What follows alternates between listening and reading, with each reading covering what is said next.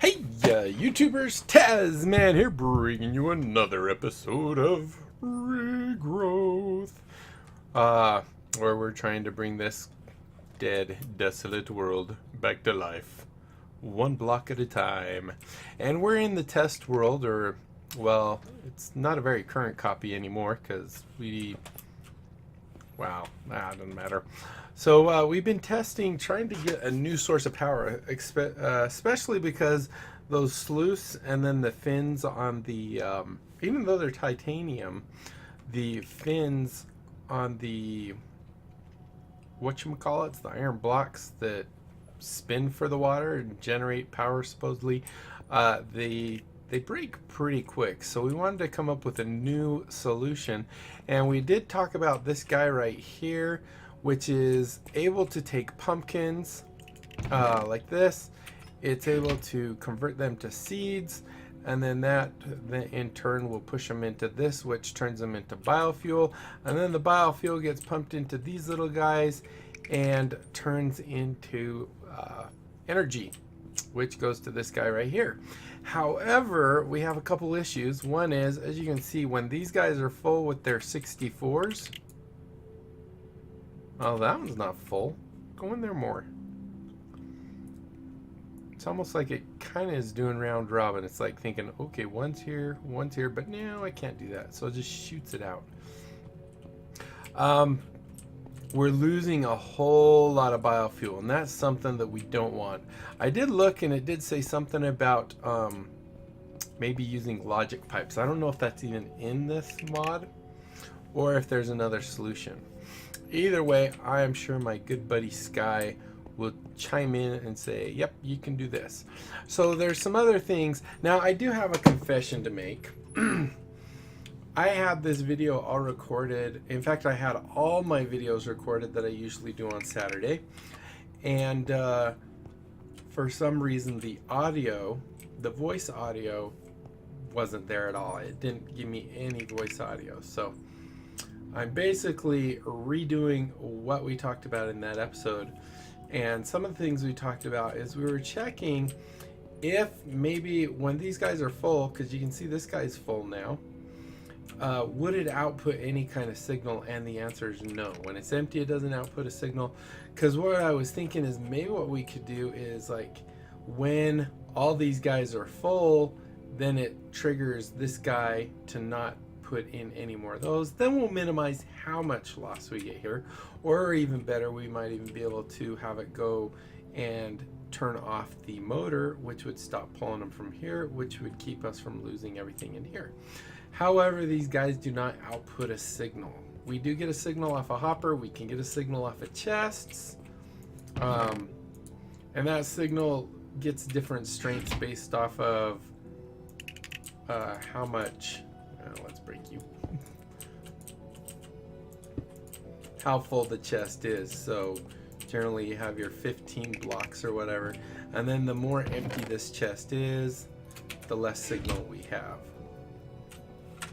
So there you go. So there's that, and we got some. Let's go ahead. Oh, whoops, wrong. I want you. Go ahead and put that all back in. So it doesn't look like that's necessarily going to be something we're gonna be able to do very well either. Now, in our last episode, we were talking about this and how this is working great. But this part right here, we didn't know exactly what to do. And I mentioned, oh, we can't find the parts we need for this. Now, since then, in our last episode that I did record, but there was no voice, we kind of came up with a solution. So here you can see we have our drum. And over here we have, it's called the pulse mana spreader. So it used to be, so Sky was actually right saying it was a redstone mana spreader, but they changed the name to the pulse mana spreader. And what this does is when this timer hits 0, and right now if we go to our wand, you can see this timer set for 6 minutes because there's 6 pieces of soul sand in there. It will send a pulse every 6 minutes to this guy, which will trigger these all to harvest all the way from, I believe it's 7 away. And the hopper hook will pick it up, put it in this chest, and then what we have right here is it'll take those pumpkins that it harvests and put them in here, and it actually works in our system.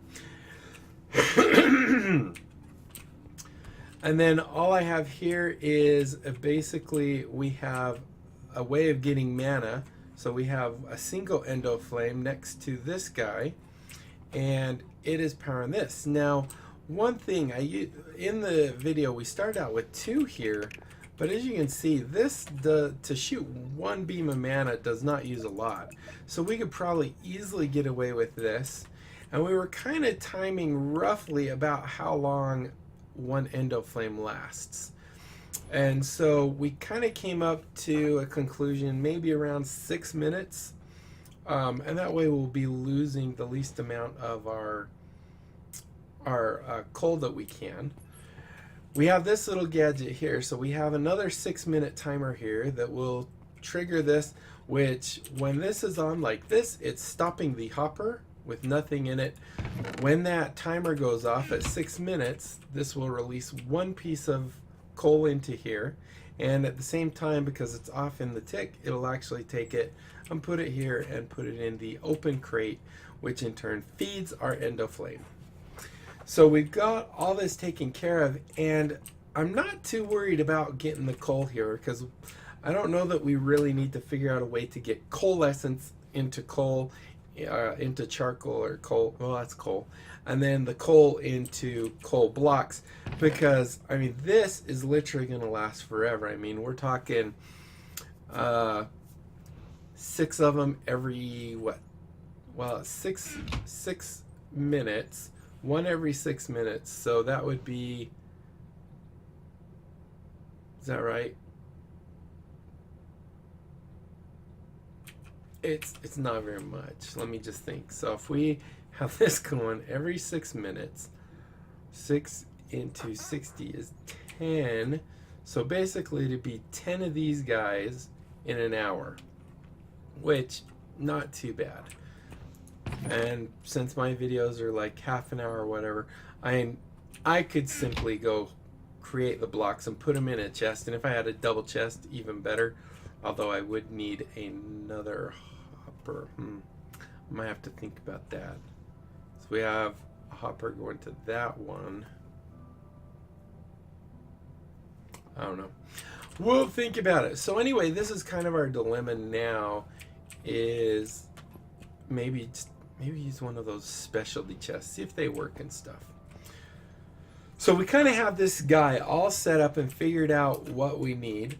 We could actually because this is 6 minutes and this guy's 6 minutes, we could actually trigger it or set it up in such a way that these two are on the same one. So like instead of having this here, maybe have the clock here pointing there with redstone here, and then another line going here, which will basically do that right there. So for those, oh whoops, we just picked it up. I didn't have time to figure out exactly how long this thing takes. Did I throw it? I think I did. I don't know. I wish there was like you could use this and get a time on how much time it has left, but it really, as far as I know, it doesn't have one. So that's kind of our solution. There you can see it's gonna maybe thump, or maybe that's just because I'm holding this. It's gonna thump in just a little bit right here, so watch. And you will see it'll break them, send them, it'll go up into that, so on and so forth. And dun, dun, dun, dun, dun. Here goes. Anytime now.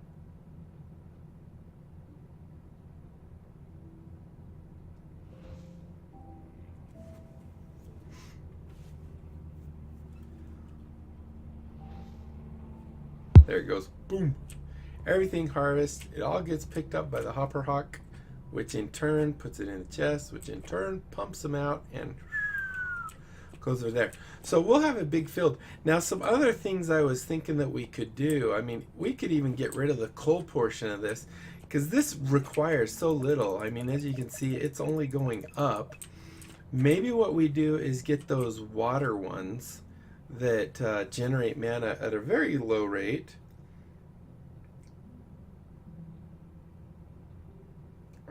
Anyway, at a very low rate, it would generate the mana, and then we wouldn't have to worry about this whole setup. And that might be something to do as well, because there is a water one. Can't remember, is it Hydro, H-Y-D? I think it's this guy right here, Hydrogenias or something. Motif. Oh, I guess I have to do it here. Let's check this out. Maybe this will actually be plenty. So if we I probably want to clone this guy real quick, just so if I change my mind, go back. All right, so we break that, and then let's say we did a bucket of water and the hydro thingamajobby, Hydro, passively generating, because all this requires is water to be near, I believe. So like if we put one there, one there, one there, and maybe one there, I don't know how much water it takes though. Like if we did something like that, so like that maybe, and I'm assuming that's working.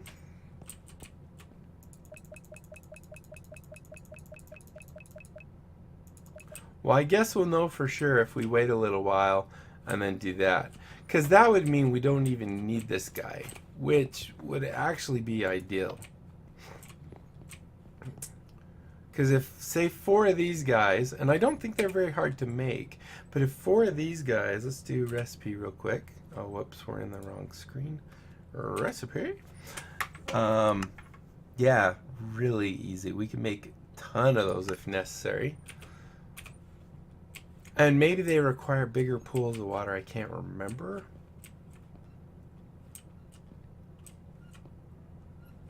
But let's see. Do we see it go up at all? I don't know. Whoops. Let's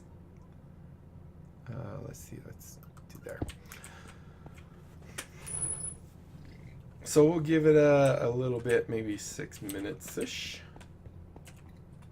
And I also learned you can lock this guy so he doesn't tick anymore. So now he's just floating there. So if we could do that, this means we don't have to worry about turning coal into coal into coal blocks, and well, coalescence into coal into coal blocks, and then keep filling the chest. Because if this works, we just use these guys. Are you even set there? Is that how you do that? No, you to there. Is that right? I don't know. Am I in bind mode? Nope, that was the wrong button. So if I click here, now we're in function mode.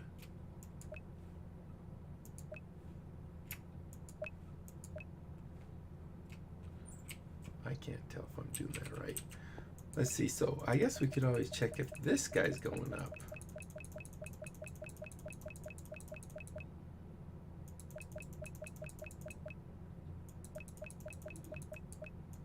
I can't tell. But that would probably be ideal. If we could do that. Let's hit F7 real quick. We break you.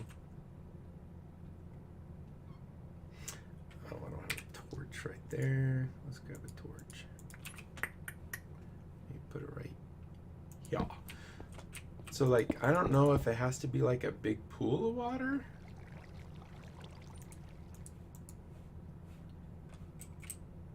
But I mean, if so, we could do that too, right?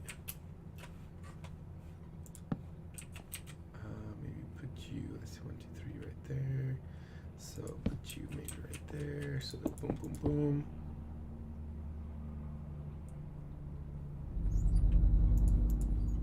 Now we didn't actually do this part in my previous video, so I just barely kind of thought about this and started coming up with this idea.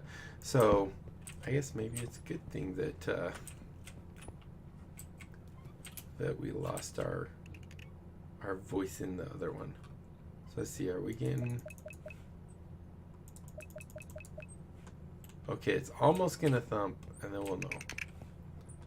So I might, let's check the book. Maybe the book will tell us something about that.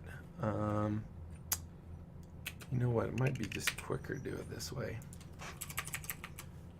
LEX, Lexica Britannia. Now, did we make the Elven one? That's the same thing. Oh, whoops, I'm in the wrong one. LEX. Lexica. Yeah, those are the same. So let's go look it up real quick and just see what it says. So here's flowers, hydrogen. So hydrogen act as a liquid-based passive generator. They will suck up any still water in a 3x3 area around it on the same height. On the same height? Creating mana from it. Does that mean... I would think water would break it, though. The amount they produce is comparable to that of the endoflame. They also seem to function faster during rain. Hydrogenias are classified as a passive flower and will, as such, will decay. That's bad news. We don't want them to decay. Great. Begonia. That probably uses bees. Do you decay is the question. Well, it was.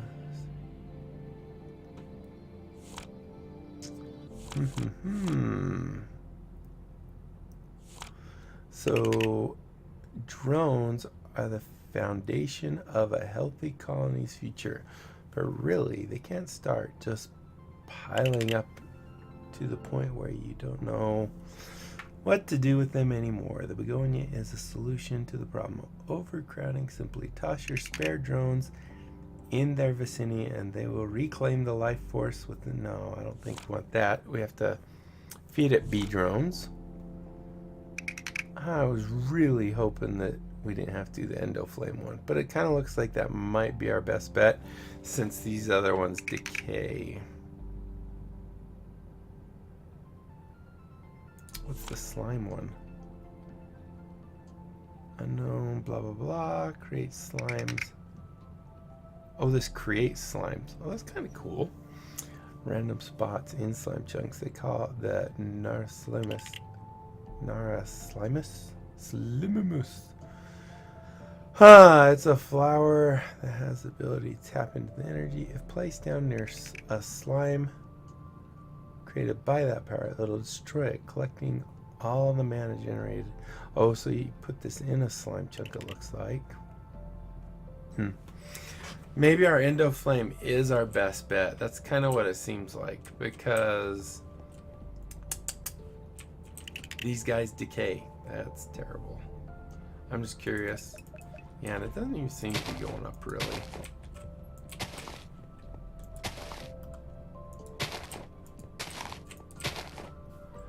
But that's not too bad. We'll just do this.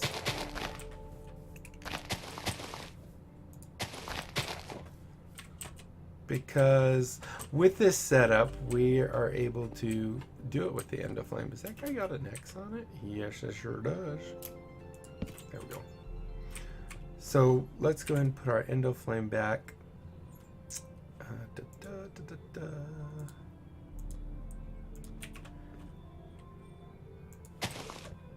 That's fine. Okay. So the one thing we're kind of concerned about is anytime anything fills up to a point that it's going to overflow, we're going to have this. So that means if this chest completely fills up with pumpkin, this does its thing, it's going to start shooting pumpkins out the back. And the same over here. Well, not over here because we don't have anything creating the coal blocks for us. We're doing that. So that one I'm not worried about.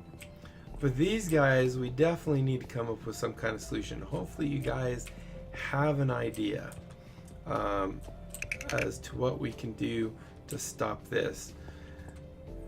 It's not terribly bad that we're losing the stuff, because it's not like draining this and there's no replacement. However, this also causes lots of block lag because of so many entities, and they take 5 minutes or so to despawn. So we have that issue, but we also just don't want to waste stuff. And if we look, how much is down here? Let's see if we got, yeah, let's just pick it up real quick.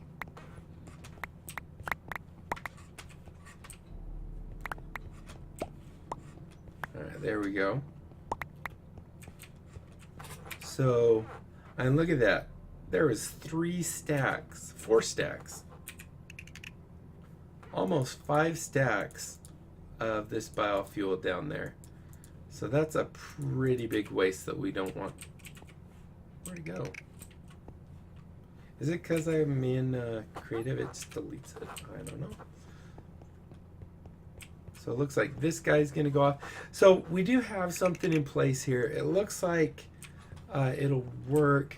I'm probably going to maybe right around where our power source is over there, dig like straight down at least 16 blocks so we don't hear any of this stuff. I mean, this stuff has actually gotten quiet.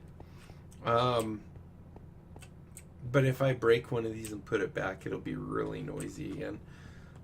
But I'll have to figure out something. We'll probably, there goes all the pumpkins. We'll probably have a field that is basically, how many is that? 1, 2, 3, 4. We might try for the 7. Maybe I'll do 6 because that guy can be in 0.7. We got to figure out how far that guy goes. I think it's like, we might do that. So I will do some stuff. I will probably get that area all done. And then in the next episode, we will probably take some time. We'll make the redstone mana spreader. We'll make the hovering hourglass. I think I will. It's not very hard to make. And if we look at the recipe on this guy, which I don't have one handy. There we go. So if we look at this recipe, once again, it's actually pretty darn easy to make for what we have. We just need mana glass, mana steel ingot, and then 4 gold ingots and 2 redstone. Easy peasy, we got that.